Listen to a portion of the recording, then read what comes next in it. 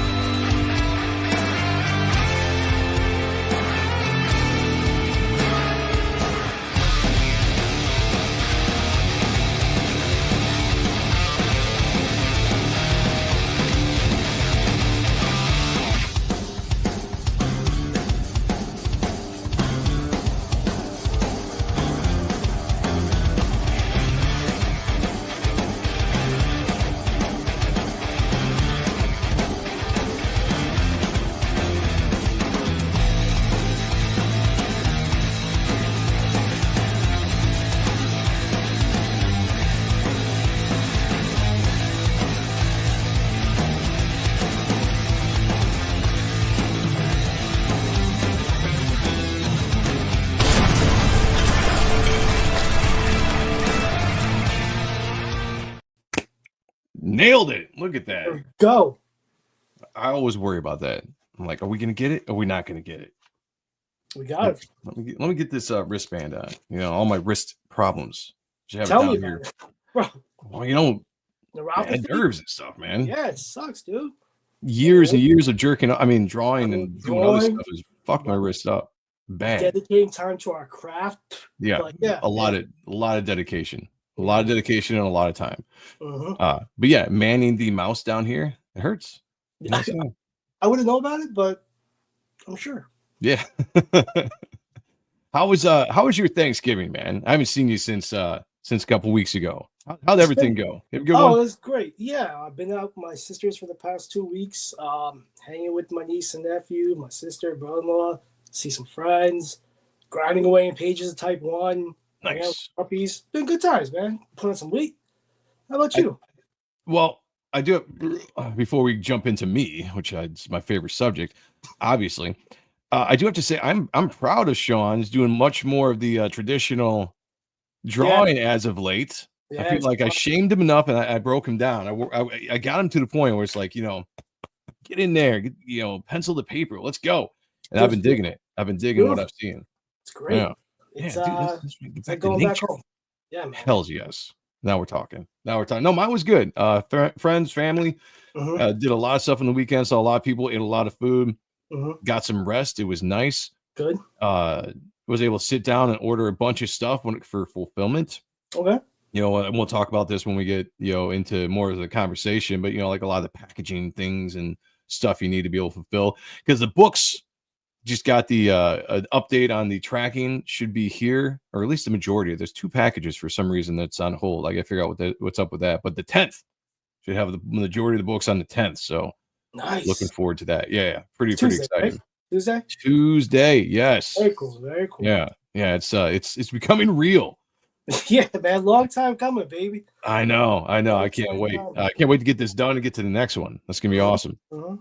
Number 1 in the chat was Mark Penguin. Number 1 in the chat. Number 1 in our hearts. Yeah. So my bad to everybody. I put the date on this show as Thursday or on Wednesday. So if anybody was in the chat last night thinking that we were about to stream, that's my bad. Who's coming and where? We're all coming. We're coming everywhere. As much as I can these days. I'll take it. Anywhere and everywhere. Mhm. Everywhere we can, we got Matt LaRock in the house. Great to see you, brother. The member of the channel, the Don, is here. Thanks Nice. for joining us, man.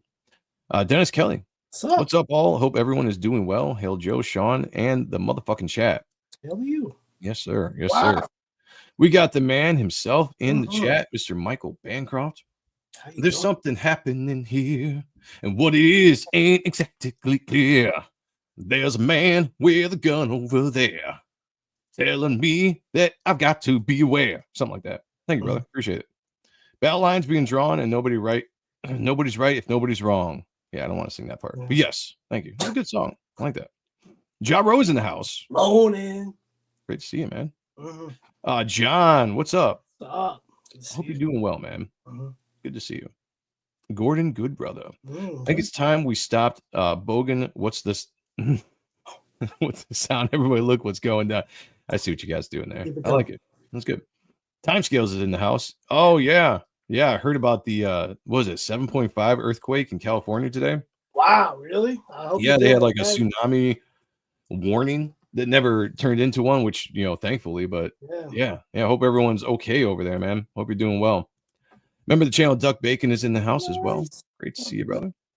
All right, what we got? Who we got? Blah, blah, blah. Got Dale A. Nice. Free cookies? Sure. Maybe, I guess. I mean, Just go to the store, put them in your pocket, and walk out. yeah, apparently they don't like You're get allowed you for to. anything like under $1,000 anymore for shoplifting. So go crazy, I guess. You. Got Steven in the house. Hail all. Hail to you, my friend. Citizen Ronan, rocking and rolling. Nice. Hail, brother. Good to see you.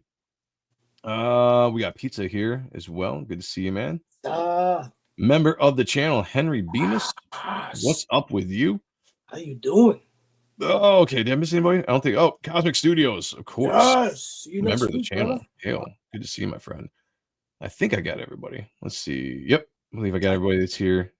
Was Joe in a band? You know, Allegedly. yeah. Allegedly? Allegedly. Something like that. Yes. Yes. Absolutely. None of the celebrities in California got hurt in the earthquake. They're all in the UK now. Wow. Yeah, we'll let that simmer. As long as Arnold's okay, I don't give a fuck about the rest of them. Yeah. That man's a treasure. Wait, Alex, who's okay? Arnold? Schwarzenegger? Yeah. That commie? I don't care. Yeah. Fucking Terminator Commando. Like, he can do no wrong. Yeah, that's true. That's true. Remember the channel, Rick Saylor. What's up, bitches? What's up to you, my friend? We also have Kayla jumping in.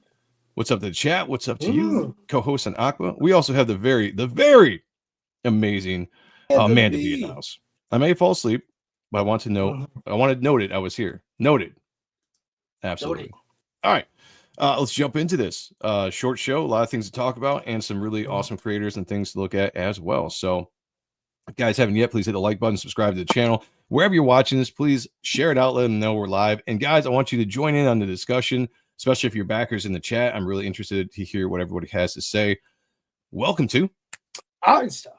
25 years in the business on technicality. Like Norman, my skills are abates. I might be dysfunctional, but I'm functional. I'm going to make this really short. Oh, yeah. Static on a paper. I'm smoother than your days and underoos. Creator type 1, the only one except no duplicates. I'm cool in the gang. Jersey's finest, Sean Ahrent. With me, as always, my brother, Not. I'm very talented, very sexy, very distinguished. Always narcissistic, but never vain. Staunch defender Rob Liefeld and Gina Carano, and lover of all things 90s. Joseph Michael Sonntag, or Joe Sonntag, if you prefer, or JMS. I don't know. Whatever. I fucked that up. Sorry. Trying to do two things at once. Trying to think about saying hey to the core 20 and also do that. Never do that. Never.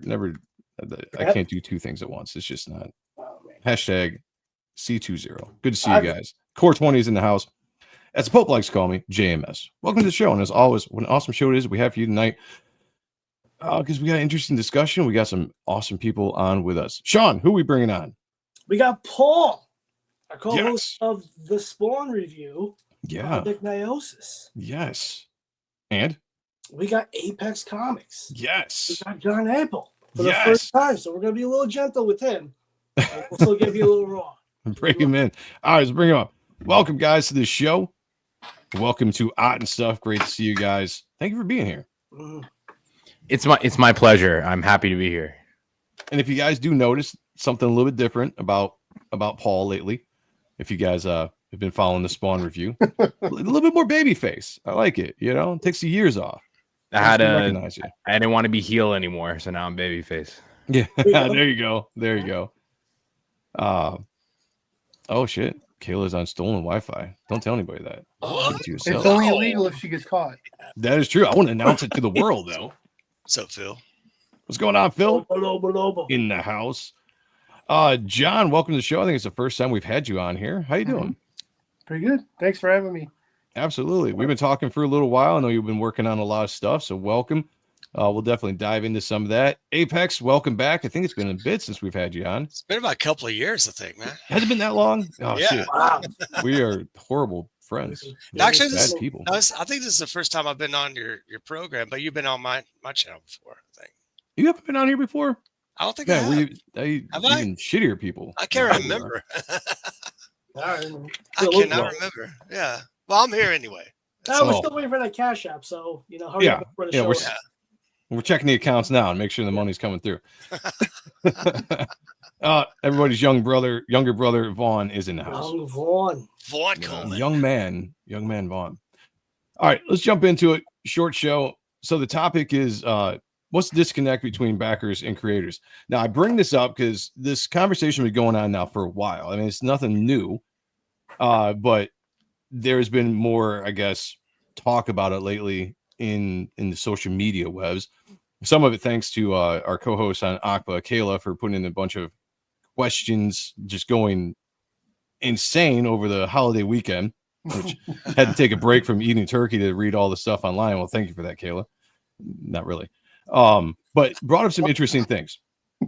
So I wanted to know from backers in the chat, and this is some backers and some creators, there's a disconnect. I don't want to make it feel like the entire indie scene is this way, because it's not. I really feel like it's kind of more of an isolated, pocket of creators and pocket of backers that have issues. But looking at it from creators' point of view that we are here on the show here, as well as being backers, I was a backer before I was a creator. I just want to kind of discuss some things. And I know Rick Saylor's in the chat, big backer, Amanda B as well. I mean, I see a lot of backers in there.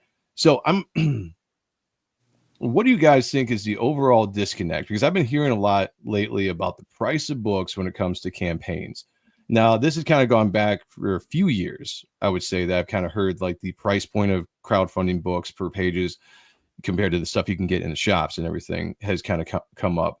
What do you guys think about that entire, argument? Like, can you see it from the backer's point of view? And can you also see it from the creator's point of view, what the issue might be? And chat, please, get in there and let us know exactly what you feel as far as backers go. But Sean, I'm gonna throw it to you first, and we're just gonna go around the board and see what you guys think about that whole $25 too expensive. What do you think? As a consumer, I would love everything in this world to be free. 100%. That's just not how it goes. That's not how product is able to be made. That's just not life of an independent creator. The big dogs might have it a little bit easier because they have a bigger crowd. They have more backers able to do whatever. But look, small guys like us, nothing. We invest a lot of money prior to even starting the campaigns, whether it be our creative teams or what have you, that whether we're losing money, we're also looking to recoup some money. So that's just kind of how it is. It sucks, man. But it's a business. Yeah, man. Yeah. Yes, it is. Yeah. Paul, what do you think? You've been doing this for a little while, fairly successfully, dumping a lot of money into it as well. So I have a couple things. One, yes. It matters how the quality is, right? So like I've backed books or I've seen books that, could range from $20 to $45, and it wouldn't be a book I'd pick off the shelf for $3. You know what I mean? Mm-hmm. Yeah. But like there's books that I see that were on crowdfunding that I finally see at a convention and that are $25 or $30, and I pick them up and I think they're sick. So, the quality has to be there, and you have to know your price point. That's why I like keeping, me personally, for my item, my single issues are $10. My trades are more expensive. They're $50. But I feel like it's a different type of buy-in. Because I also compare it to like, this is going to take away from them buying books that week or that month, just thinking in a business perspective, trying to find that sweet spot with prices and things going up. You know, of course, you have to pay for shipping and things like that, and the mailers. But really, excluding that, I think it all depends on the quality of the product at the end of the day. No, that's a great point, and I'm gonna circle back to that here in a second. John, I know you're coming up when it comes to the campaigns and working on your stuff right now. What's your opinion on the price point of some of the books when it comes to, from a backer's point of view? I can get behind a backer's point of view when it comes to expensive books. I get it. Nobody likes shelling out money for certain things, and I understand some of the stuff that can kind of rub you the wrong way. But from your point of view, I mean, where do you sit on all this? I agree with a lot of what Paul said. Is there's going to be quality. I don't care if the book is from a pre-existing professional who decided to go indie, or if it's a guy like us. For me, art quality is probably one of the biggest things for me, because if the art sucks, I don't care how well the book's written. So it's got to be. I like that. It's got to be a professional quality work. I mean, my taste in artwork is all over the place, but it has to be a style that I enjoy. Or, I mean, like I said, I don't care how well it's written. I understand that there's costs to make the book, but if the quality's not there, I'm not going to buy it. Yeah, no, I can understand that. Apex? Yes, sir. What are you thinking, man?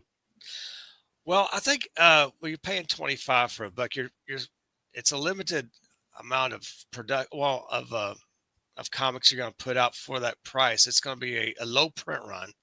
It's going to be collectible when you think about it, and plus the quality's got to be good. Got to be there.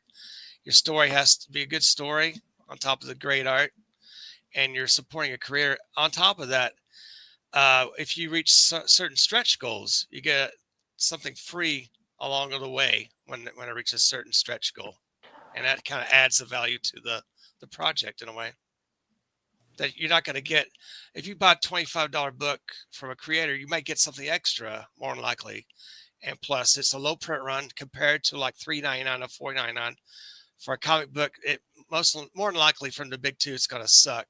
But a lot of indie creators put out some really good material, in my opinion. So Bancroft says of the 160 plus books that he's backed, wow, that's a lot, man. More than me. What percent were worth the premium price? Probably less than 20%. That's the disconnect. So I think going back to what a lot of you guys are bringing up, and I agree that the quality, I think, is the biggest issue when it comes to $25. And I said this before we went live.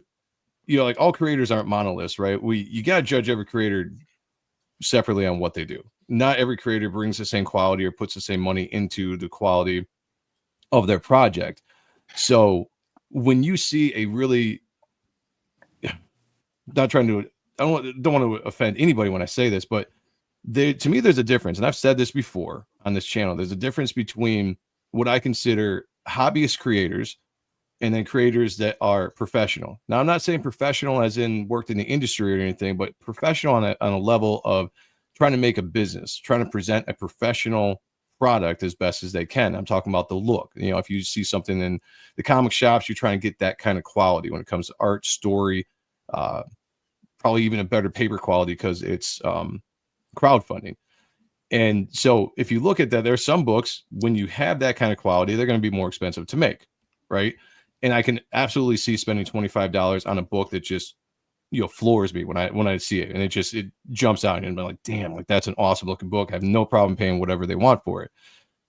And then there are other books that are a little bit maybe lesser quality, and you're like, all right, do I really want to part with $25 or whatever it might be for that book? I think quality is the biggest issue when it comes to books. I think you can see that fairly easy when you see a book on a campaign based on the art, maybe a little snippet of what the story is going to be, all that kind of stuff. So I completely get that as far as being a disconnect when it comes to the price point. But I guess my question would be, is there any way to really regulate that?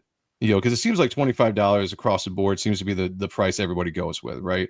It's just out there for whatever reason. I can't remember who came up with it, especially when it comes in the CG landscape. I don't know if it was your boy Zach or whatever, but it just seems to be the price everybody puts on their books. And then add on top of that $10 shipping. Now you got $35 for a book that you're ordering. And usually you're waiting up to a year plus. But is there anything that you can really do, because every creator is different? I mean, what do you guys think?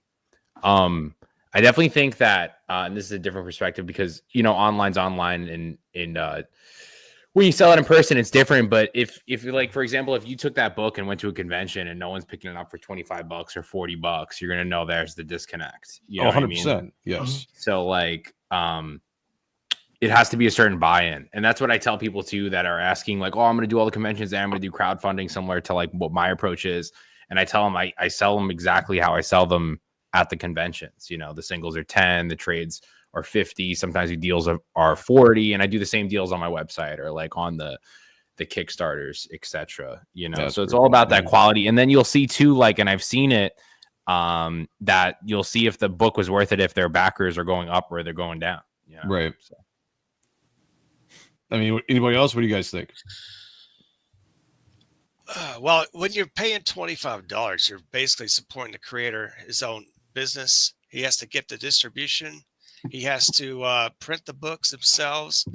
When you're paying $3.99 to $49.99 per book, you're basically supporting a large company or corporation, because they can afford the printing press and the distribution. They have all the ties to all the shops and Right. the point of contact. And when you're an indie creator like myself and you guys, we have to do it all ourselves mostly. You know, it's going to cost a lot more than paying $3.99 per book, unless you have some kind of connections. You might could get away with it. But we're paying a price point that will cover all bases, including paying the talent. It's coming all on us. That's pretty much why the price point has to be higher than your simple $4.99 or $5.99 or $3.99 book. No, but at the same time, though, we're also competing with, if just crowdfunding would be like, okay, Darkness did their hardcover and their thing is like 900 pages and it's only $50, you know, or like, Yeah. What's the other one that just came out? Witchblade. And then there was the magazine thing that went bankrupt, and now they're doing a Kickstarter. Heavy Metal, you know what I mean? Okay. You know, so like those people are now on the market. Or like one of my last Kickstarters that I backed that I really enjoyed and received was something from Massive Publishing, which was the Zorro book. It came great. Books look fantastic. You get a bunch of free extra stuff. Because we also got to take it apart is like they're seeing those players in this field now too. If it's Boom, if it's Image, you know, if it's Marvel doing the art books now, or you know, everyone. So I think, you know, kind of what Apex said, in my opinion, I completely agree with. I think there needs to be a better job of creators explaining what exactly crowdfunding is for them specifically, because like I said, every creator is different, right? Every financial position is different. Sometimes, like Sean said, we sink a lot of our own money into projects beforehand, and we're looking to kind of recoup that just to get the project going, recoup that so we can actually afford what it takes to make a comic. Maybe sometimes people already have backing, you know, or somebody's just starting from scratch. I think that if you explain, like, look, this project is a project that needs to be created. It needs to be created because I have this artist, this inker, this colorist, whatever, hired on the project. I need to pay for all these guys, and it needs to be paid for printing.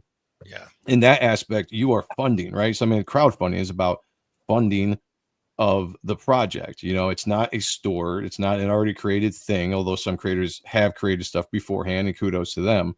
But that's what crowdfunding specifically is. I think there's a disconnect because there's so many different creators that do things differently, where someone's like, well, so-and-so made a book and they sell it for $10 and it's 60 pages. You know, why am I paying $25 for a 48-page book or something like that? And I get that thought process. It really does. Like, when you just on surface level, you look at that, you're like, yeah, it kind of doesn't make any sense. But then it's like, well, why? You know, what's the quality? What is that creator paying to the talent? What's the talent level on those books? Because depending on that, you know, every single page is going to cost money. Depending on how much you're paying per those talents that's on that page is going to cost more money per page. It's going to be a more expensive project, especially if you're doing 40 pages or plus. I think that's the biggest thing. You know, like you come out and you're like, hey, I got this book done. You know, it's this many pages. I'm only asking $10 for it. great, like that's up front, but you come out and say like, hey, I've got 5 pages of this book done, like I did with Reaper Destroyer, had 5 pages done, had all this talent on it, knew what I was going to have to pay them, knew what I was going to have to make. And that was to get the book funded so that I could actually, pay for that talent. See, I pretty much pay the same for, like, I would think I pay competitive rates, if not the rates that they're getting at these other companies, but I do, because I have that online presence that's not totally there yet, that I just make my goal lower, even though I'm not really where I need to be to hit the goal. I'm really using it as like building the platform, unless you come in like having the platform, Yeah. No, I feel you. Sean, what were you saying? No, Michael had a good point that like with the Ghost Machine stuff, like those guys have been in the business for 20 plus years. Plus they have huge backing behind them. Like I would love to have their backing. Just to have like to have their backing, like I would pay to get some of the best inkers. I would give my colorists a fucking huge ass bonus just to put me at the top of the heap, when it comes to getting shit done. But we're not them, but we can aspire to be. And that's the whole goal behind this, what we're trying to do. Might not take a day, might not be able to take a month. Like Rome wasn't built in fucking a day. We'll get there. Yeah. Kayla says to customers, comics are all the same, but I found let me try that again. To customers, comics are all the same. That's what I've found, and many shop goers don't really understand crowdfunding unless a big name is on it they know from the industry. Well, that's, to me, those are 2 separate things. There's crowdfunding and there's stuff that's in shops. 2 completely different things. Yeah. Crowdfunding is to make a book. If you were trying to go outside, like, I went to a convention a couple years ago, and not many people there had heard of crowdfunding. They didn't really know what it was. They didn't understand it. That's great. 2 separate things, right? You're going to a convention to buy stuff that's physically there, and you're usually doing it for what, $3, $5, whatever it might be. That's not crowdfunding. Those are books that are already made. They're already paid for. They already had the ability to mass print or overprint those books, so you could sell them as a lower rate, maybe even lower paper quality if you want at a convention. Where crowdfunding, you're trying to explain to somebody, is getting the book created, because that creator doesn't have the money to actually make the book, because books are expensive to make. Mm-hmm. Now, that's a disconnect you're not going to be able to get over. I'm not going to be able to go to somebody that doesn't know anything about it when they're in an LCS and looking at $5, $6 a comic and be like, hey, look at this book. It's called Reaper Destroyer. I'm making it right now. It's $25. It's not done yet. And they'll be like, well, I don't understand, when I can just go buy a book here on the LCS. That's never an argument I think you're going to win. So I don't really compete with that. Those aren't customers I'm looking for. Honestly, I'm looking for guys and gals, but customers that can help produce the book, so that when you print again, a second printing, as you're producing more books, those books can eventually get circulated, maybe a lesser paper quality, because you're trying to do a little bit more of an upscale version of your book when you're doing crowdfunding, to give quality back for that money that you're getting, and then get those books into the store later. That's when you go after that audience. That's when you go after the crowd, or the convention audience and all that stuff. So to me, that whole thing, like, the argument to me falls flat to my ears when someone's like, well, I can go to the store and buy this. I'm like, okay, well, then go to the store and buy a book for $5, $8 if you want. When this is ready, eventually maybe it will be in the stores. But until then, I don't have the certain amount of money to pay to get this book done without, investors and backers. Backers are also not quote unquote customers in my mind. They're backing your book. They're investing in you as a creator and the creation of your book. Oh yeah. That's it. I'm doing 25 books next I like it. I like that. Do it, man. Just do it. That's right. Why? So there's crowd launching, then there's pre-ordering, funding, both parts of crowdfunding. Excuse me. Yeah, and so to me, I think it's become really blurry, because so many people do it differently, and you can't just say one guy does it better because they do it this way and it works better for me as a customer because I pay less money. Great for them. As far as the creator goes, whatever they've got going on works for them, and that's great. It might not work for me. It might not work for somebody else. One thing I don't want to do as a creator is invest so much money, of my own money, which I did before I even crowdfunded the book, into a book to come out in the red when the book is done. Like, as far as I am, like, I'm trying to build a business. I'm trying to expand what I'm doing. My idea is to not do crowdfunder after crowdfunder after crowdfunder and constantly still be paying out of pocket because I'm not getting enough money funded to afford the talent that I want or afford the amount of books printed that I wanted or all that stuff. After a while, it's just like, that's not worth it. To me, I'm not in it for that. You know, if you're not building your business, if you're not, you know, in my opinion, I'm trying to do it as a living, right? You know, if you're constantly, you know, in the red and not achieving anything, then why am I even doing it? That's where I look at from my quote unquote professional trying to build a business point of view.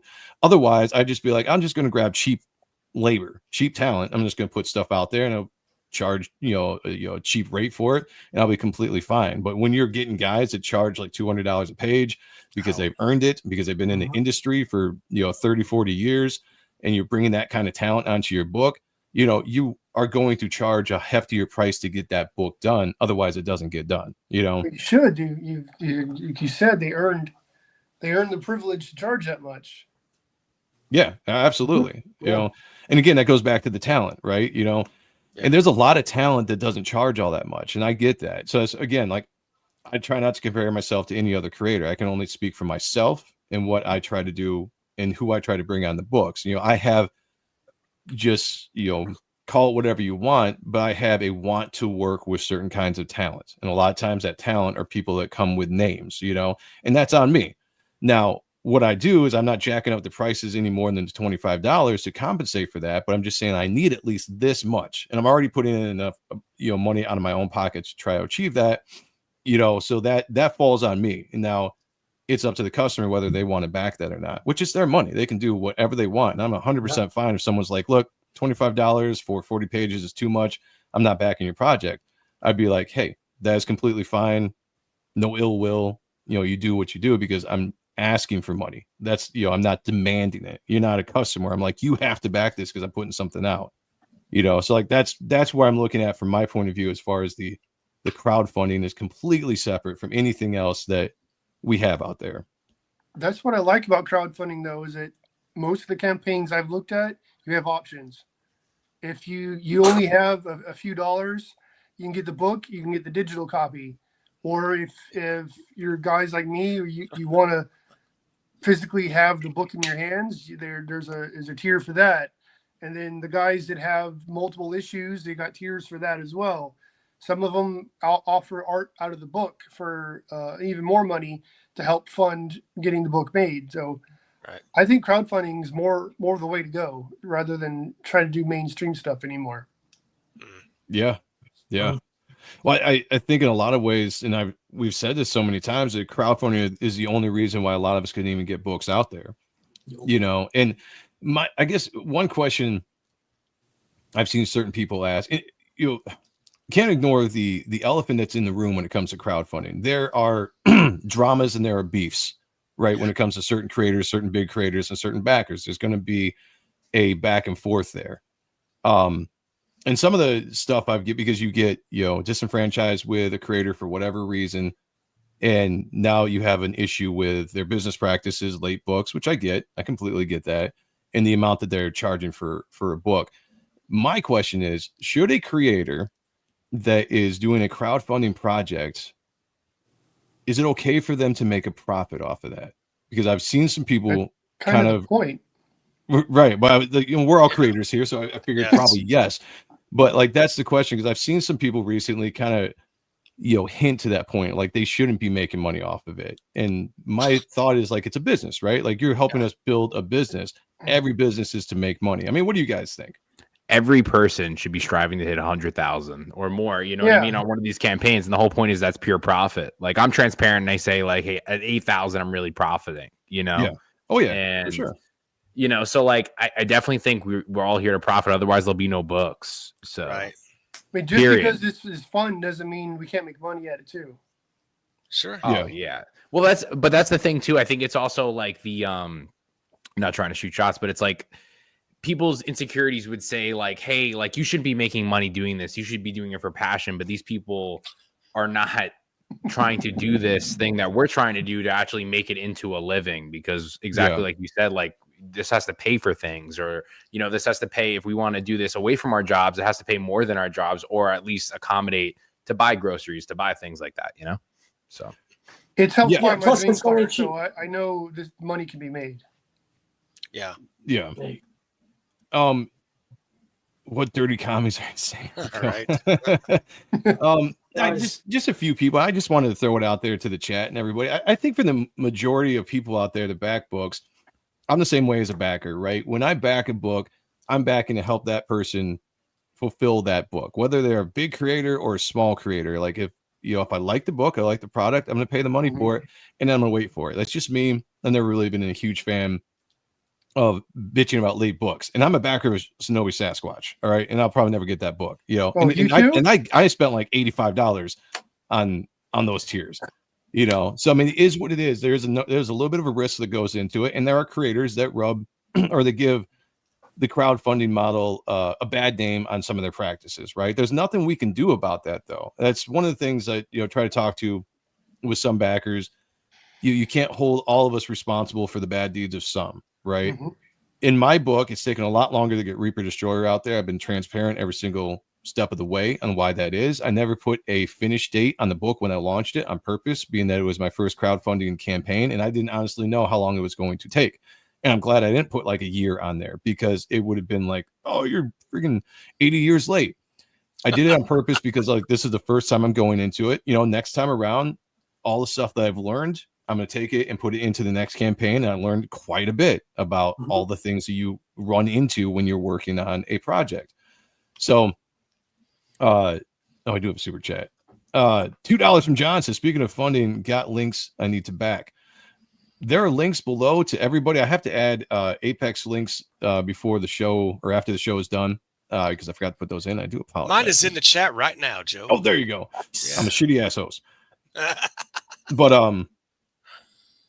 But yeah, anyway, so that was just overall just getting back to the whole profit thing.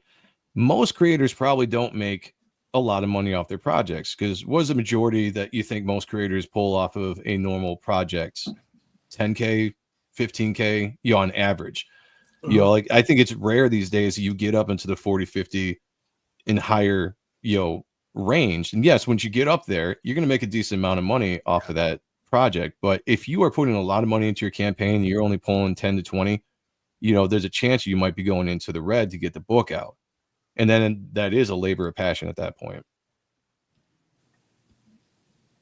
What haven't you back? Oh, talking about John, I got you. Yeah, honestly, John's backed a lot of stuff. Links. Yeah, drop links in the chats if you got them.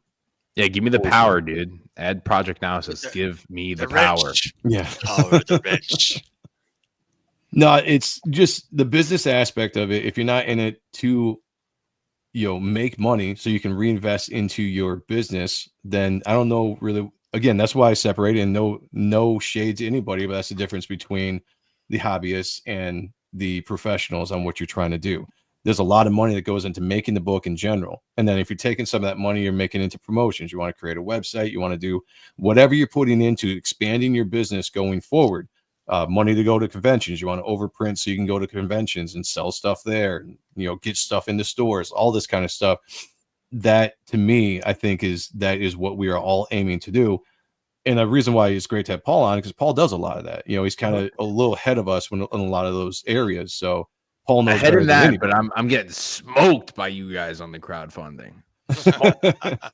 But you and I love that though. I love that, like, I see some guys that have been starting at the same time as me hit their first $10,000 or $20,000 campaign. That's sick. Or people that do, $80,000, $100,000. That's insane, man. And I think that's awesome. I would never say, oh my God, how dare you make money? I think that's the coolest thing ever, because you making money is going to eventually get me money, because it means more people will look at an honest product, hopefully, and they go, oh, let's try out this one. And, it's just finding the market too, so. Right. I don't know, with me, as long as the creator kind of keeps you abreast of what's going on, I usually don't care if it's a little late. Because, to be honest, shit happens. Right. You can't always help that. Now, I've backed a couple of books myself where it's like, okay, what happened? What are the updates? Or if I occasionally try to message the creator and get what's going on and I don't get any responses, then I'm not backing you again. I don't care if all I spent was $5. You're not going to get my money again if that's how you're going to 100%. That's how you're going to treat people. Yeah, I can't remember who Go ahead. I'm sorry. I mean, I was saying, most of my projects, I've just been penciler and inker on, but because I was part of the project, I push it and I try to promote it as much as I can on whatever social media reach I have. But yeah, I just don't get it when people are just communicative with the people that are paying them to follow their dreams. Yeah, that's 100%. I mean, transparency is huge. I know a lot of people in the chat and backers have expressed that over the years. That a lot of people don't mind late campaigns as long as they know what's going on. One of the reasons why I tried to take the approach I did of being as transparent as possible when something would happen, when somebody would leave the project or there would be a bump in the road for whatever reason, you get out in front of it and say like, hey, this is what happened. You know, this is what's going on right now. I think the whole year aspect, again, just like the $25 became like a universal thing just to throw on as what we're charging per book. It just seems like everybody does that now for whatever reason.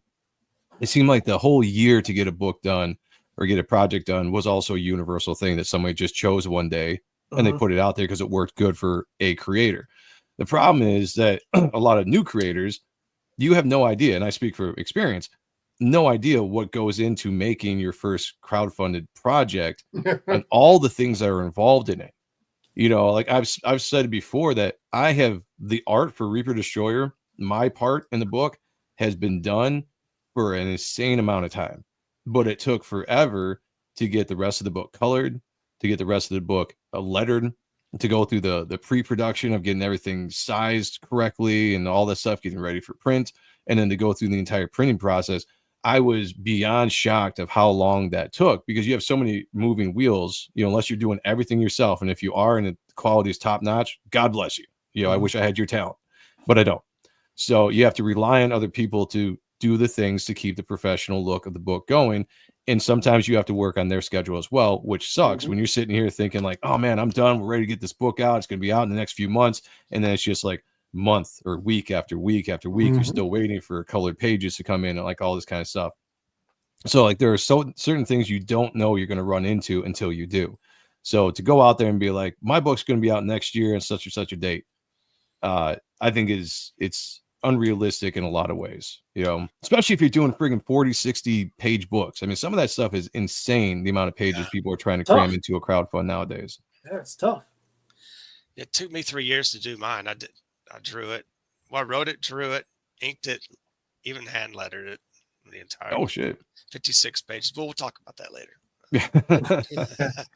I took my time getting into it because I tried to learn from other people's mistakes. You know, you've got the inevitable people, they're just going to rip people off. I didn't want to be compared to them. So I looked at, hey, what's this guy doing? What's this person doing? And I took my time putting mine together. That book I show you every once in a while where I did something cool in it, I'm working on the last page of it right now. I'm inking the final details of it. But after seeing so many other people just not delivering, I decided I'm going to get as much of my book done as I possibly can. That way there's something to legitimately show that I've got a book, instead of just saying, oh, hey, give me money and I'll get it done in like 3 years when I told you it was due a long time ago. I didn't want to be compared to one of them. No, yeah, I would say something similar though. Like I did the same thing because I was like, and I've dealt with it firsthand. Like I could see the errors that happen. Like a great example is one of my artists. One book he took 3 months, and then the next book, and that's why I even released the pre-launches. It took him 9 months to do the lines and inks of one book, and then now he did one in a month. You know, so it's like it can switch, and you know things happen, and that's why me personally I see that too from what happens, and I tried to get ahead of it beforehand. And I only got that chance because I saw so many people going, what is this? How is this happening? Like even me, like I have out of the 12 campaigns I backed, I only have one that ghosted. So hopefully that's a good ratio, I guess. Ouch. Bancroft said he raised $75K and profited $12K, but spent a lot on production and shipping. Hardcovers are expensive. Yeah. I think I had heard one of Michael's campaigns that he had talked about. Maybe it was the first Lucid book, but he said he spent like $13,000 in shipping. Shipping has become insane, especially when you're Yes. talking about overseas or out of the United States, to a point where I'm almost contemplating not having foreign orders on my next campaign. I straight up put $50 shipping on it because I couldn't even deal with it anymore. Because some of them are 70, some of them are 40, some of them are 30, and then I feel bad. Some are 20, but the other, anytime I did 20, 25, it was like it's 40, it's 70. Yeah. It's like it was insane. You're almost paying out of pocket to ship. Like that price doesn't cover. Technically, you're trying to get a price that covers the printing of the book and the shipping of the book, amongst other stuff. And then when you're going to actually ship a book and you're going to those foreign orders and you're seeing that price, pop up and you're like, holy shit, to go to Australia is this much, or to go to wherever is this much. And then you're realizing like, damn, I am pulling out of more than I thought, set aside for everything. You're coming out of pocket to ship. And it's just business wise, it doesn't seem profitable. It doesn't seem to make sense to do the foreign orders. I do want people that are foreign to be able to get the book, and maybe digital is the way to go. I've seen other people talk about that before. It seems like digital is almost mandatory because of that. I've seen more and more people get into it, because there was a point in time where people were really against digital. I don't know if people remember that, but I feel like a few years ago that people were really dead set against having digital options. Digital's free money on your campaign, and I think maybe that's the way to go now. I don't know. Email, it's like the best. I thought the same thing too. I was like, oh my God, I can never do digital. And I was about to cut them out of the campaigns, but it's really just an extra, for me, at least it's like $500 or like $1,000 of me just sending emails out for an hour is like, right. 50K is still 50K, whether it's a digital sale or a regular book. Yeah. And then hopefully those digitals, and I see a lot of them, like even this one, I got a lot of 5s. It's either the person that can't get the physical copy this time around, or someone wants to try it and then they order physical the next campaign that you do, or the website, etc. Jasper's got a good point. He says that's why some campaigns have US tiers and international tiers for the same item. Now, I've just charged more shipping when it comes to the international stuff, but that might be good to actually have a specific tier that explains why it's so much more expensive. And it sucks. I hate having to charge $20-$40. Actually, I only think I charge $20 to $25 as the most I charge for foreign orders, but in reality, you should be charging $20 to $40, maybe plus, depending on the country. Do some research and be like, how much does it cost just to send one book to Australia or one book to wherever, and get it kind of an idea, and then you can be like, all right, that's what's going to cost, so that's what I'm gonna have to charge for shipping. And it sucks, it really does, but like that's just kind of the way of things right now. Kayla said we made most of our profit at conventions. The problem with that, though, Kayla, is there's a difference between making the profit at the convention after you've already made the book and been able to have enough to mass print the book to be able to take it to conventions to make that profit. That's great, and that's the goal. The goal overall is to start being able to do that. But the profit from the actual campaign, you have no idea what you're going to make. Reaper Destroyer right now is sitting at almost $74,000 that I made on this campaign. I have no idea what issue 2 is going to do. It could do $10,000. There's no guarantee that those customers are going to come back. There isn't. So I can't just sit here and be like, oh man, I'm going to do 70 to 80 plus every single campaign. It doesn't make any sense. So I think you are. I mean, it'd be great if it does. Three times, Joe. Huh? I backed you backed it 3 times. Well, thank you, man. I appreciate that. Well, but like my point is, I can't sit here and just think of that, and like I think of the amount of money that I'm paying into the book, the talent that I'm bringing on to try to make the book and keep that professional level. Like I need to make that money on the campaign to pay for those talents and to pay for the printing of that book, and then hopefully have a mass overprinting that I can do a little bit later with maybe a little bit less quality on the paper, so you can get those books into shops or get it into conventions. You're not going with such of the hardcovers and all this kind of stuff, whatever. Neither here nor there. But I do think that there's a profit to make in the conventions, but you need that profit off that campaign to even get there. Release a physical copy and one person can scan it and upload to BitTorrent. Never heard of that. I mean, that's true. I need my ass kissed by you creators. If I say jump, you better be in the air. I will be in the air for you. You tell me jump, I'll tell you how high. Yeah. I have a tier in my campaign for that. What, You know kiss what? my ass here? That's a good idea. I'm gonna start thinking about that. Highway robbery. What's going on, brother? It said something people don't realize: just because someone is raising money or more money does not make them immune to these same delays. No, that's true. I mean, the popularity of a project has no bearing on when the project is going to come out or the things that are going to come or happen in the project. Delays are going to happen. I think that's just something that you need to be aware of when you back a campaign, and something you need to be aware of if you are running a campaign. Just hands down. Like, maybe you get lucky and you have a bunch of smooth campaigns, or you just do like me and you constantly are falling down and trying to get back up and catch up to where you were at. I have a lot of people that are upset because they want to read the comics but can't because they don't have digital comics. Yeah. I think digital might be a way certain tiers to go in the future. That's for sure. With Death Curse, we ordered more books to make the cost cheaper for backers than we worked a shit ton of. Well, yes, but also depends on how much money you have to order those more books. Yes. Like it's easier said than done, especially if you're going cheaper. If you're going, you got to get the inventory up to go to the con first. Yeah. And if you have them, like, if you sold 500 books on one tier and you're like, I want to go order 2,000 of these or something, so I can go, turn these, that's a lot of money. It might be, you might have that little bit of a printer discount, the more books, but you're still paying a pretty chunk to get a bigger amount. And if you're doing things on like thicker paper, quality paper, and not newsprint or stuff that's like the cheaper way to get out, like, again, every creator is different, right? Like, not everybody does the same things. Cost for one creator may not be the same cost for another creator. And that's something to keep in mind.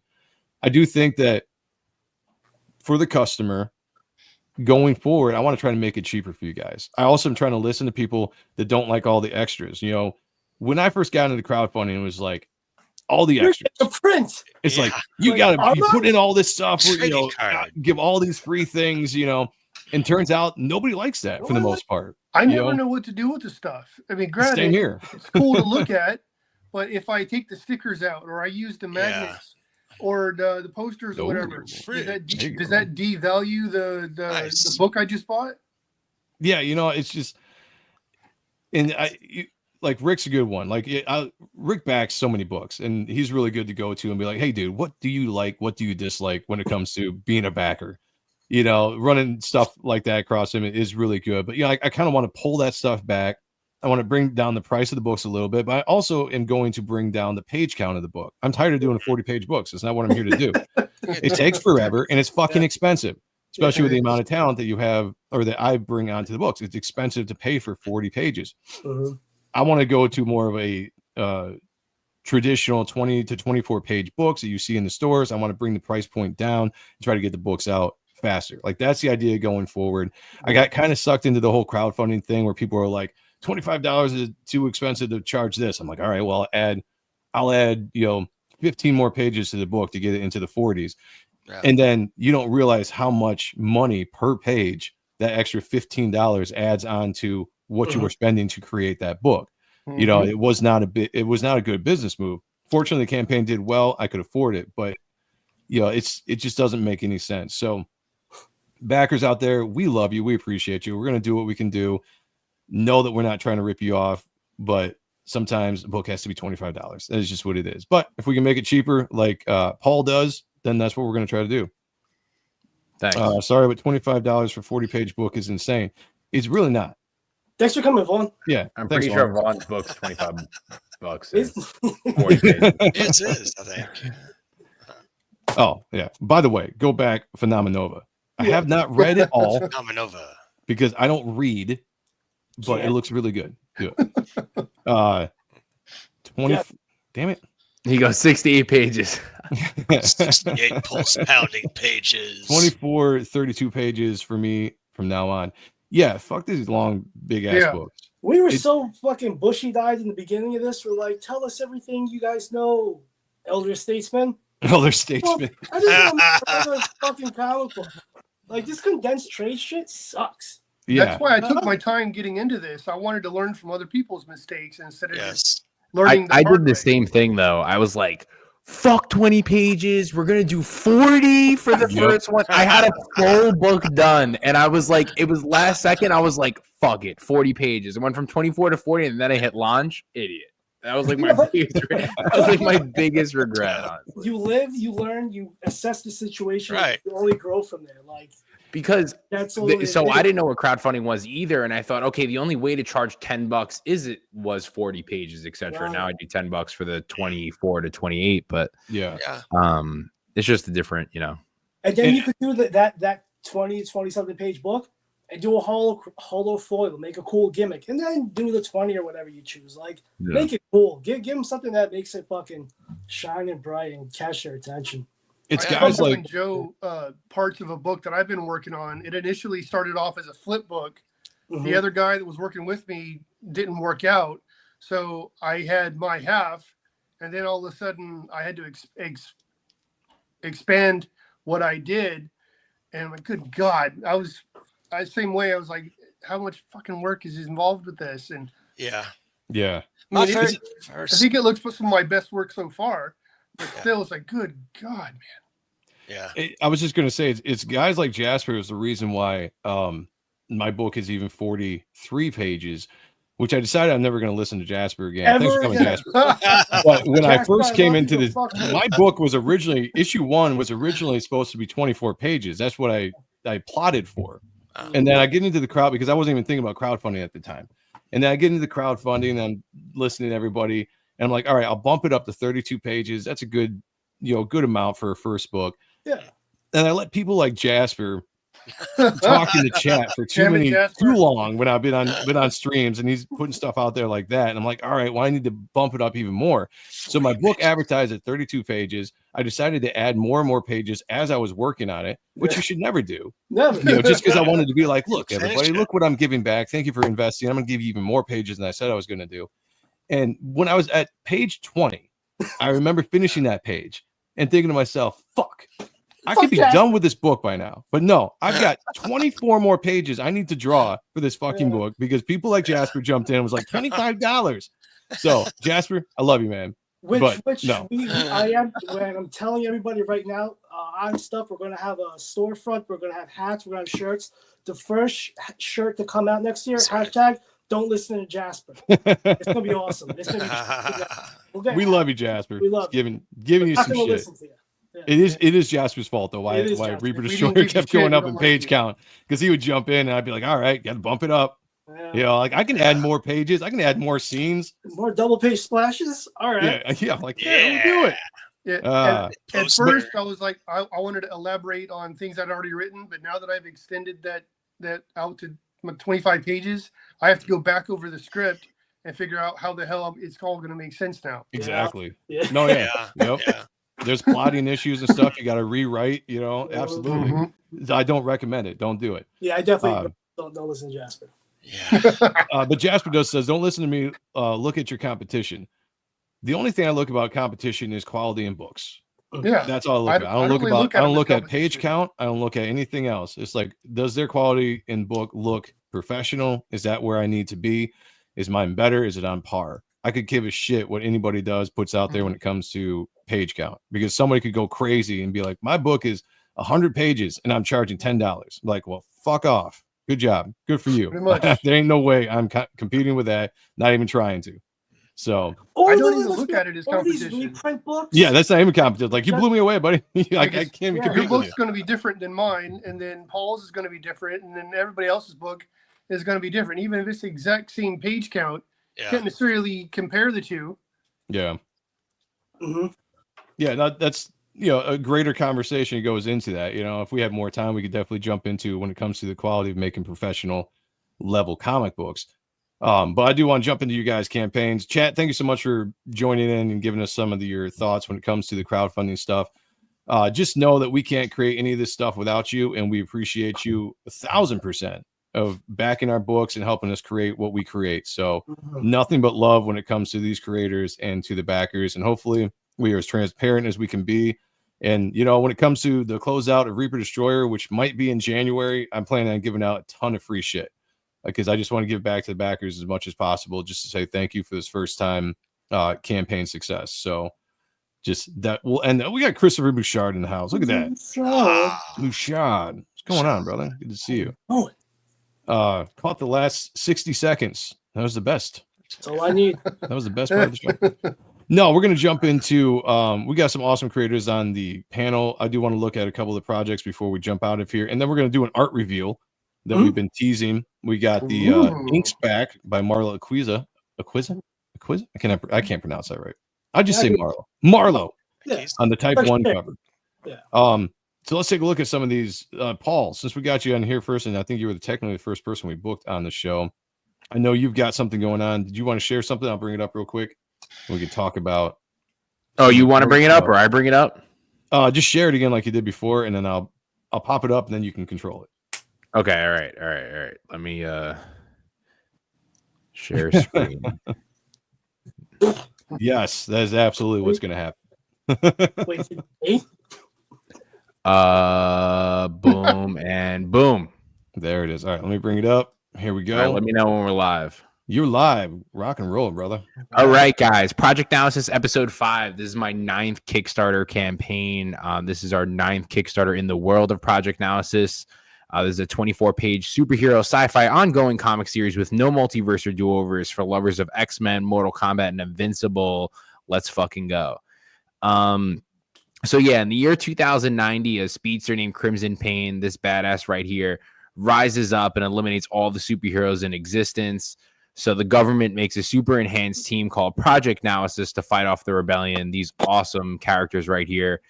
Like I said, super action-packed, no multiverse or do-overs. Right now, we are on the 2nd issue of the 2nd volume. And in that, we have our main supervillain, Crimson Pain, going head-to-head with our Project Naosis unit. Interior pages. These are some of the interior pages from the book. We have one of our characters, Hellsate, taking on Banshee. This is page 1. Wonder what's going to happen. Probably a fatality. Who knows? We got Crimson Pain right here. He's a super badass. And like I said, he never faced off with the Project Naosis unit before. And this is the first time out of 9 books we're finally going to see that. And every time you do see Crimson Pain, he brutally fucking murders everybody. Oh, shit. So we'll see what happens, you know. So like these the are just fights that I've seen. It's going to be pretty good. Yeah. This book looks really awesome. I just read Zero. That Predator ending for that one guy was pretty badass. Yeah, if you don't see a fatality, assume that they're alive. So we got the pew pews that'll be in here. Don't worry about that. And you know, we're doing something a little different. You know, they're fighting in the sky, and then this is going to be an aerial double page spread. They're jumping out. They're ready to attack. It's going to be super awesome. The interiors are off the chain. Samuel Marquise and colorist Prasad Rao in the series, and we have a pretty good writer. His name is Paul. We have 3 cover options. So, like I said, all my single issues are $10. Our cover A's are always done by our interior art team. Nice. So we have Crimson Pain right here, Omega, and Lithium on the cover with the trade dress, looking awesome. Cover B, we have V. Ken Marion, super talented artist. We did a video game cover, and it has Omega and Crimson Pain awesome with the verse. And then we have some of our characters, Omega, Lithium, Hellsate, Banshee, Thorn, and Crimson Pain. I thought this cover was sick. This is probably like my favorite cover, honestly, we've ever did.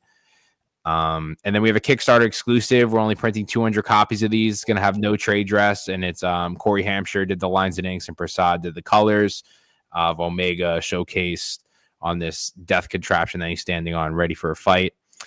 Rewards, really easy. $5 if you got it. You get Project Naosis episode 5. You get 24 pages of fucking awesomeness. Cover A, $10. Super cool steel. Cover B as well, $10. Our limited is 20. You can get all the digitals of Project Naosis. That's 0, 1, 2, 3, 4, and 5. You can get that for $25. It's around 174 pages of content. Super cool steel. If you want all 3 covers, $40. You get A, B, and C. We have a catch-up tier if you want those physical copies. We have our trade paperbacks that if you ever seen them on our website or at conventions, they usually always retail for $50. So for $50, you get the trade and you get episode 4 and episode 5, which is our 2 newest books from volume 2. So super cool steal on that. Everything that we have 5 single issues in one trade, $80, super cool. Get everything we got. And then we're selling the original cover art. We're selling that for $3K. So if any of you big ballers want that, you can get the first art we've ever sold. There you from go. the campaign. Dang. Yes. Yeah. And then we have add-ons. You can add on any of these books. We have our one shot focusing on our villain. We have our prequel series with 2 issues, and our previous issue as well. So I tell people you can do 2 different things. You can either you can back episode 5 and add on episode 4, and you get a complete story, because I want to make every single volume a jumping on point for new readers. Of course, it's still going to be ongoing and continuous, but that's a great way to start. Otherwise, I say back everything, and we have some cool trades and different trade variants and all that cool stuff. If you want a trading card, they're only $5. You can add them. We'll put 25 on the campaign. And stretch goals, if we hit that 8K, everyone gets a mini print. If we hit 10K, we're going to do a new trading card of our main villain, Crimson Pain. And then 15K, we get a bookmark. And then 20K, we'll do a cover gallery as well. And then I put some pictures of my booth set up, awesome people, that we see at these conventions. We have a blast. You're definitely going to receive your books. We're just finishing up the colors of the campaign, and we already have the lines and inks of episode 6 coming in for the first 5 pages. So you're back in a book. You're going to get it within 3 months, and give me a shot, and I'll be pretty sure that you guys will like it. Yeah, books look good. Jasper doesn't like that you call it episodes. He's a picky guy. You got to stand out. You gotta try Jasper something new. also irons his socks, so take it for accountability. Because I do it as episodes, because comic books and issues, there's a lot of big cliffhangers, or the plot doesn't move forward. I try to really have a beginning, middle, and end in every single issue. Yeah. And go on with that. So that's why I do episodes. And I did episodes too, because it was just got to stand out. It's just one extra thing to be different. I like you it. You gotta explain yourself to him. Links are in the chat. Links are down below. John, I've got excuse me. Yeah, you know what? You're right. I don't got to explain to nobody. Yeah, right. you explain to no one. Let me say, No Alliance Arts and others do it as well. Well, we're gonna claim that Paul did first. So I don't even know who that is. So it would even matter. Exactly. No alliance with us. Yeah. John, so this was what you would share with me, right? This is the current project you're working on. Yep, this is my writer George Alvarez did a video for it. So I don't know if you wanted to play that. Yeah, this is for issue 2 of our book, and we have 1 is available as well, but the campaign is mainly for issue 2, and then try to get 1 if you want to get caught up. This is that one that I asked you about, if I could use a likeness of your character dressed as a cosplayer. Oh, gotcha. Yeah. So it's going to be in here somewhere. I'm not going to spoil it, but I got you and a few other people that were in the community that I thought this would be a fun way to give back. Yeah, so no. All throughout the book, I've got stuff hidden, dead rock stars and celebrities, and nice. I hid stuff all throughout issue 1, and I don't think anybody's going to catch everything, but I thought to continue that. That's why I asked you and a few other people that I knew of if I could use their character's likeness and put it into the book. It's not necessarily a crossover, and the characters and stuff like that. No, I thought that was a cool idea. Yeah, for sure. And so you're just doing the art duties on this book. I know you're working on your own book at some point. I can't wait for people to see. But yeah, that book's almost done. I have the last page on my desk right now. Nice, man. But yeah, this one I did the penciling and inking, and I got to add my own 2 cents here and there, because the idea was initially George's. He's a great collaborator. So if I have an idea, hey, can we do the panel this way, or can we do it from this perspective or whatever? Most of the time he lets me do my thing. If I have an idea, I'll run it by him first, because I'm not going to be a jerk and just say fuck you and do what I want. That's what I would do. But Yeah. nine Fuck times out of 10, he lets me do stuff, and then the other stuff he hasn't caught on yet. So Nice. it's already been printed. So I can't take it back now. Let's take a look at this. Let's take a look at this video. Well, hello there, fleshies. Hello. It's your favorite undead buddy here to talk to you about Exodus Z issue 2. For heaven's sake, let me tell you, this was going to be a real gut buster. Our angel pals are in for it now.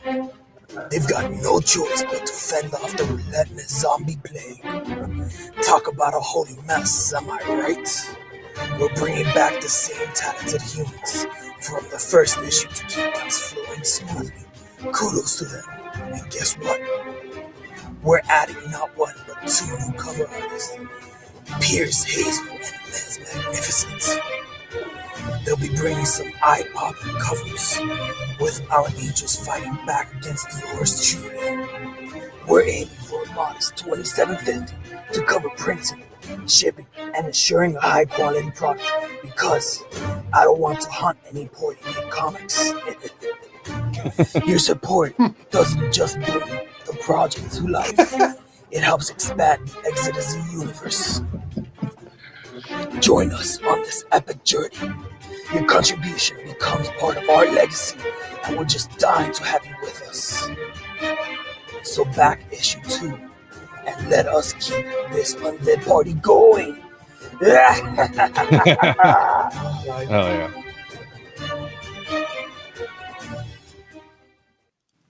Sorry about that. I'm in my nephew's room, and there's a dog here, and they had to go out, and I forgot to fucking hit.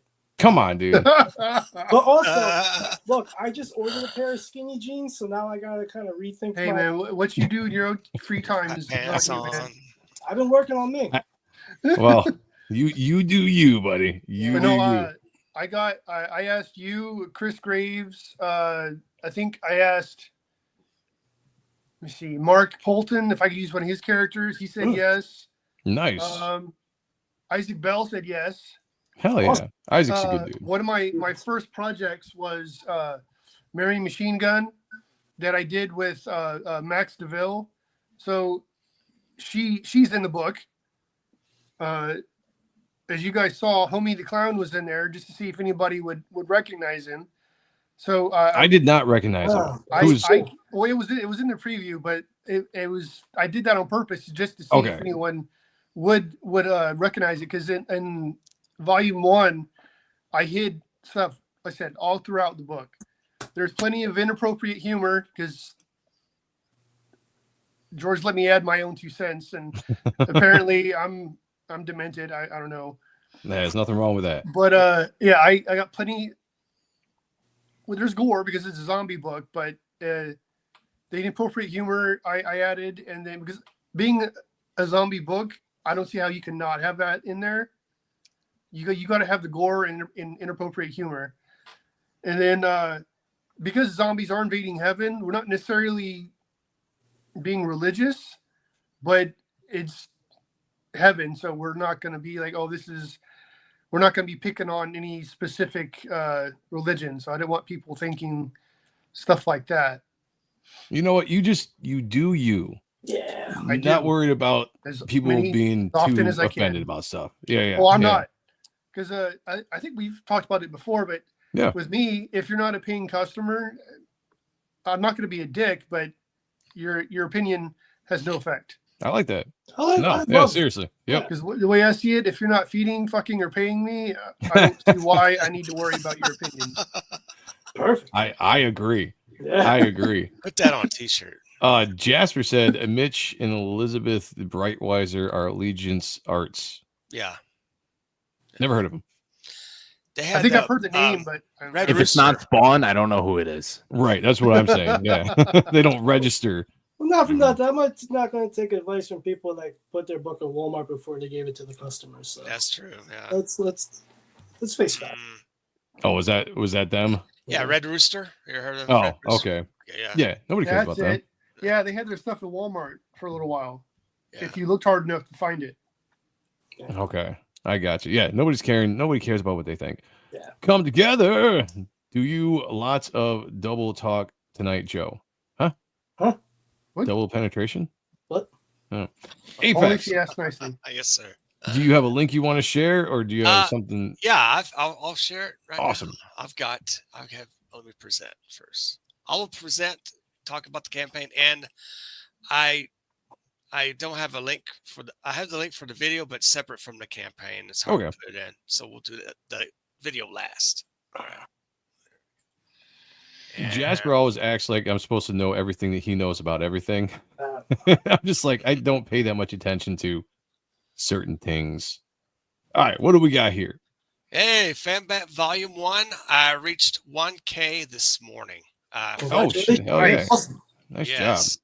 Fuck yeah. Took a little over a month, but yeah, it's a slow start. I didn't have a sign-up page. I didn't know how to really do one. I said, screw it.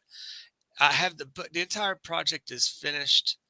It'll be all black and white. I was going to hire colors, but a lot of people say it looks better black and white. Some books do, you know.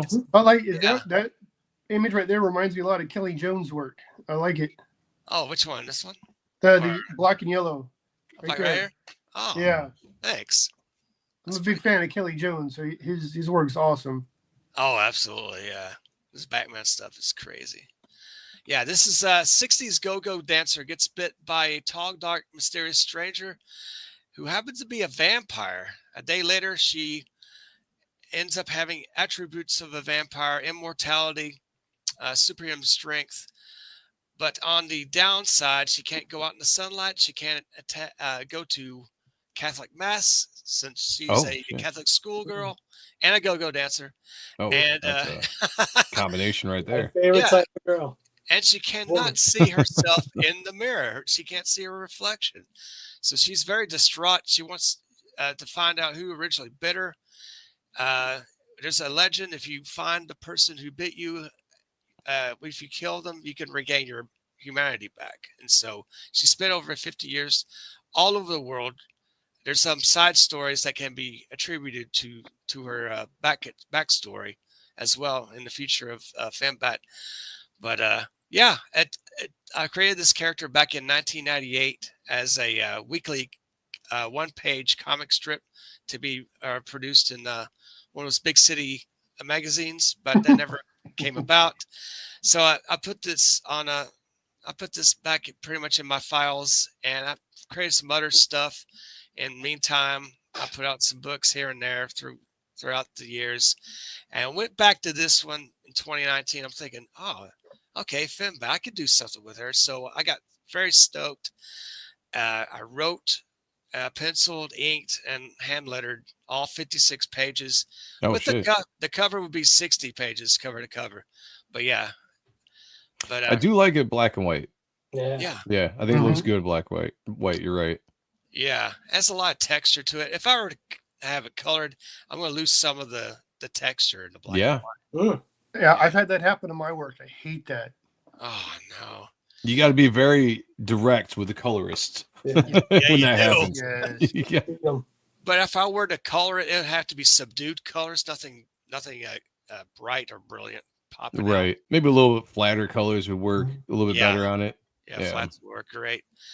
But I've got different characters here. Of course, Olivia Del Rey, who's the go-go dancer, becomes FemBat later on through Professor Nigel Emery, who creates the FemBat armor suit to fight against monsters and vampires and things that go bump in the night.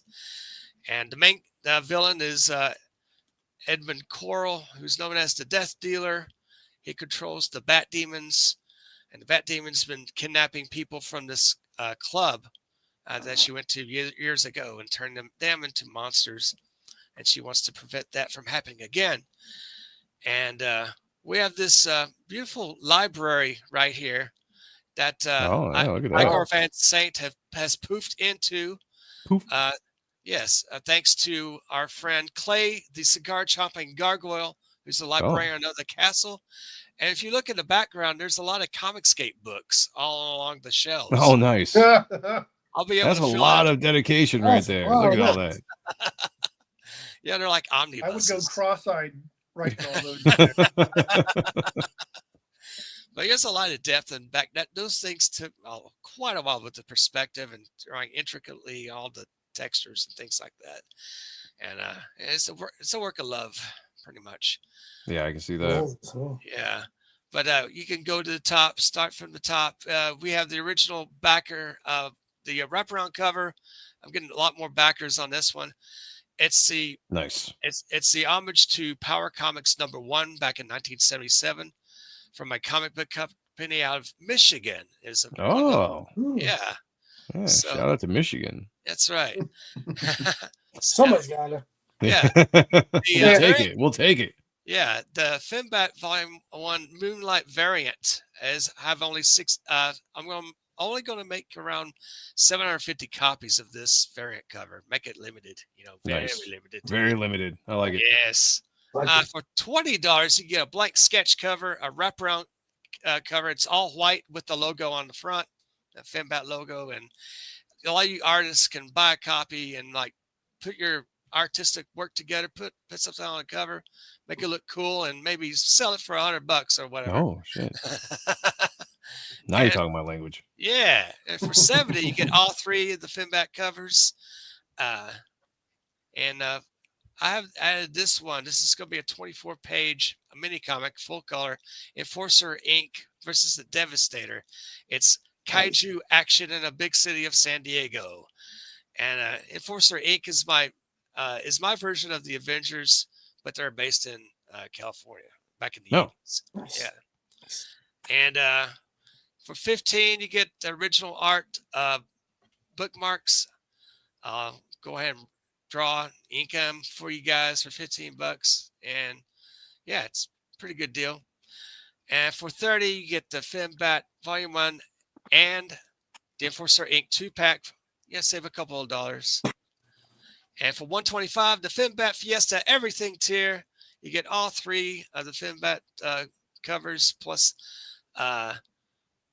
let's see, yeah, and you get it's a couple of prints. You get a bookmark, you get a fold out poster, and you get an Enforcer versus Devastator mini comic. And for $300, you get original art.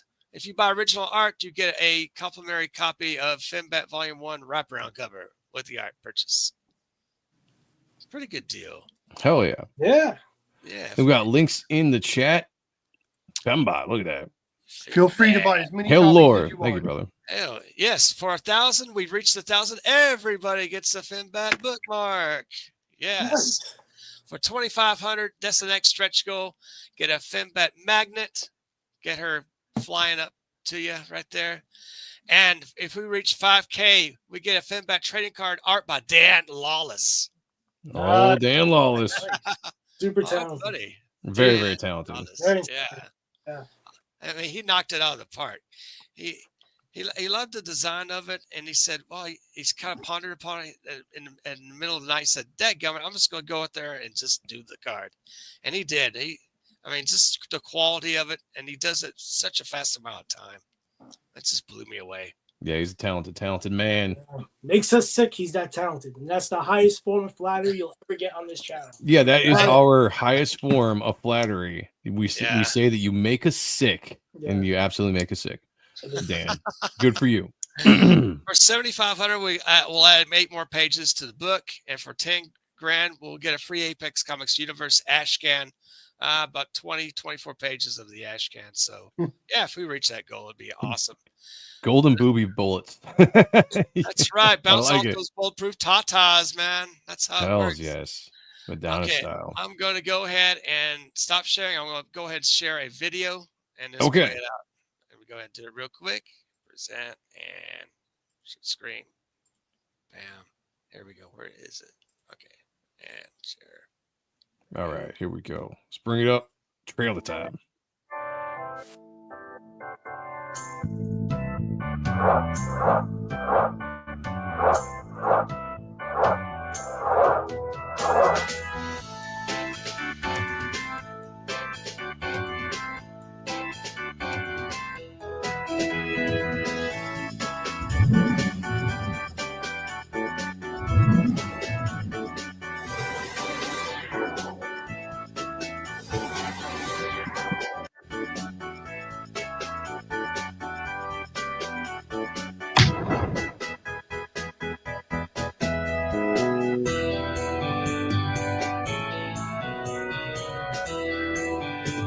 Feel like I'm on drugs.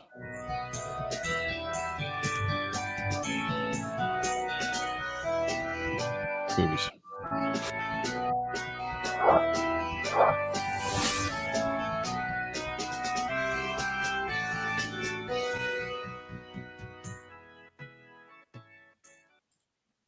Buy it today. Oh, sorry. Whoa. Sorry, Paul.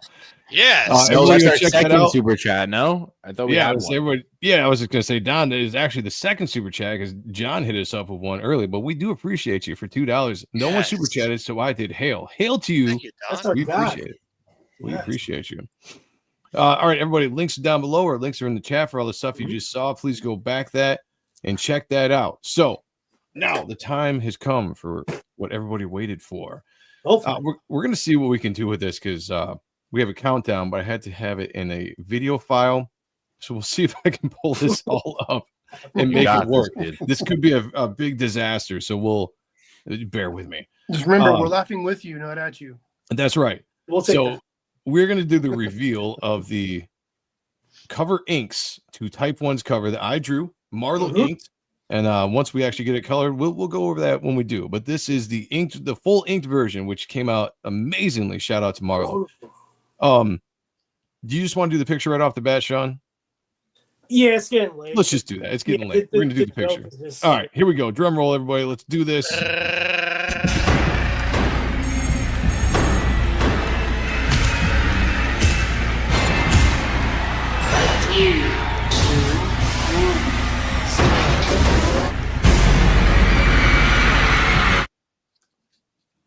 Yes, it worked. Yes. Look at that. Hey, you did We something did right. it. Woo! That Nice. is phenomenal. Like that Brilliant. gradation. I cannot wait to get this in hand and like Beautiful work. feel it, just like Braille. Now, who inked this? Marlowe. Akiza, who's Really? who started off Extreme Studios. He helped out with Mickey. Like he is just like top tier, legendary status. One of the guys that both Joey and I grew up on, admiring his works of inks. Wow. He's a friend of mine besides Joe, and just hearing stories about what a good guy Greg he is even phenomenal. And just having him like being open to accept this gig was fucking dope. Oh, Look at that so texture good. right there. Look at that gradation, dude. Hey, look at this rocks and everything just cross hatching, and it's just brilliant. Yeah, I was Don't so enjoy those excited. textures too much, Sean. Well, I mean, there'll be more white splatter at the I want to know what art tools he uses for this, like crow quills. Nib. Yeah. I think so. He Yeah. uses all nib Yeah, for the most part. He might use a couple pens here or there, but he's primarily a nib guy. Because I've talked to him before about his process because I was trying to get better at a nib. He was giving me some tips and everything. But yeah, Marlowe is going to be my inker on Reaper Destroyer issue 2. Oh, and we thought, why not jam together on this cover? Because originally Sean and I were supposed to do this cover together. He was going to ink it. I was going to draw it. Yeah. And then Sean came up with the idea, like, why don't we get Marlowe to do it? And he was like, let's do it. So sent him the art. He knocked it out like in 2 days. Yeah. Great. Wow. Maybe even less than that. Like he sent like an update, and then the next thing I knew, he was done. It was just like, damn, dude, you fucking killed it on this. So good. Yeah, phenomenal. Like another cool thing about this story, this cover as well, is like Joe and I were going over what he wanted to do, and I was like, all right, cool. Oh yeah. There's that. What about this? But we're getting kind of a glimpse of what we'll be seeing down the line in the future episodes. I'm going to start using episodes. Episodes. Sorry. Episodes of Type 1 as far as with where the book goes. Just the fun of it all, just the dumb fun I'm creating with all this. So this is exciting. So when we, like Joe says, it's at Dan Kemp right now. He's working on it. It's going to be awesome. But for the future, nice. Hells yes. Yeah, well, I might say thank you. Joey drew it. But for the ultimate ones here, we're going to add in a line art variant. We're going to add in Joe's pencils. We're going to add in a line art variant to my cover. And then the line art variants will be in their own tier and as we go. And so everybody that already got the Type 1 Ultimate 1 tier, you're getting 8 books. Then you're going to get a commission, a sketch commission, and 10 cards. So I want to say thank you for believing in this project and spending so much money because it's a high tier priced item just to get 100%. Yeah. So 8 books, original commission, cards. Yeah, I'll probably throw some more Shotsky just as a thank you just for waiting so long. But what's up, Chauncey? But yeah, this is fire. This is so dope. I can't wait for everyone to see the colors and get the book in hand. But Yeah, I had an absolute blast drawing this. This is one of my favorite covers I've done. And just essentially how everything came together. And then obviously working with Marlo was great. And like, yeah, nostalgia, getting that Marlo signature there is, so 2 bucket list things I'm able to cross off. I've got the Reaper Destroyer cover with the Matt Bat Banning signature next to my art. And now I've got Marlo as well. So this was a very fun project to get. This is the first time he and I jammed on a cover together before we jump into doing Reaper Destroyer issue 2. So it was very exciting to continue to get the working elements of his stuff and my stuff together. So it was absolutely awesome. So I'm very, very excited to have done this. And I can't wait to see what Dan is going to do. And once we get that done, we're going to reveal that. And it's going to be rocking. Dennis Kelly for $5. Thank you, brother. Says, hail all you beautiful bastards. Joe's cover is fire. Thank you, brother. Thank you very much. Don says, I don't think I can handle seeing this colored. My pants might melt. Remember, aim away from your eyes. Yeah, no, I feel you. We're glass.